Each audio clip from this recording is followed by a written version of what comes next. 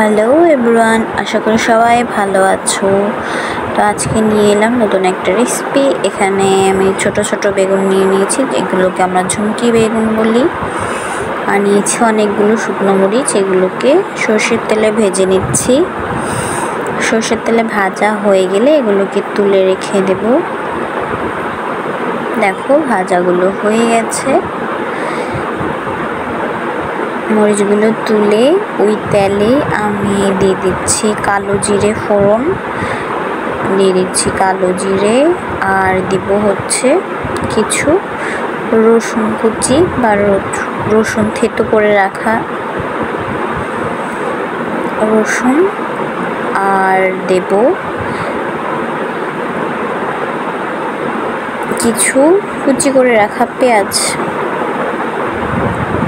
অনেকদিন পর রেসিপি দিচ্ছি, আশা করছি তোমাদের কাছে ভালো লাগবে। এটা একটা ইউনিক বেগুন ভর্তা।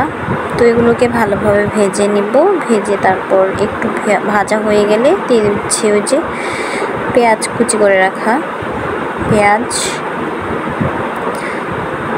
পেঁয়াজটা নরম হয়ে গেলে আমি ওখানে ওই সেদ্ধ করে রাখা ঝুমকি বেগুন, ছোট ছোট যে বেগুন হয় এগুলোকে আমরা ঝুমকি বেগুন বলি, বেবি এগ প্ল্যান্ট, এগুলোকে আমরা অ্যাড করলাম। এটা সেদ্ধ করে রাখা,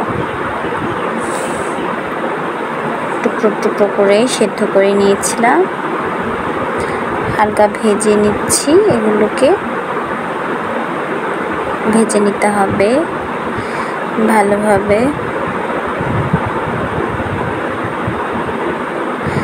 আমাদের বাংলাদেশে এক সপ্তাহের মতো নেটওয়ার্ক কানেকশন অফ ছিল,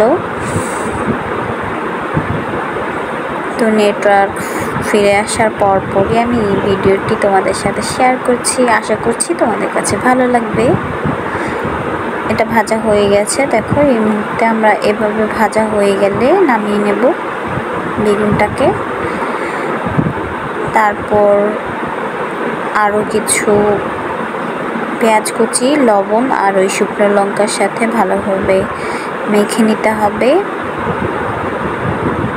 তোমরা যেরকম ঝাল খাও ওরকম মরিচ ইউজ করবে এখানে, যে যেমন যার বাড়িতে যেমন ঝাল খাওয়া হয় ওভাবে মরিচটা অ্যাড করবে। শুকনো লঙ্কাটা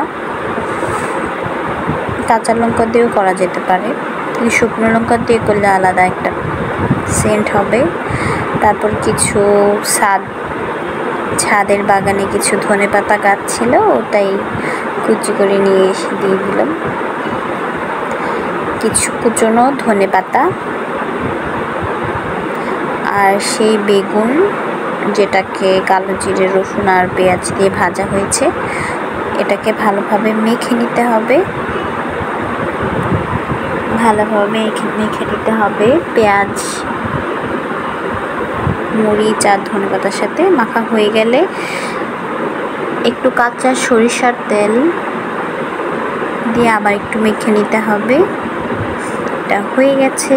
তারপর এটা গরম গরম ভাতের সাথে খুবই ভালো লাগবে।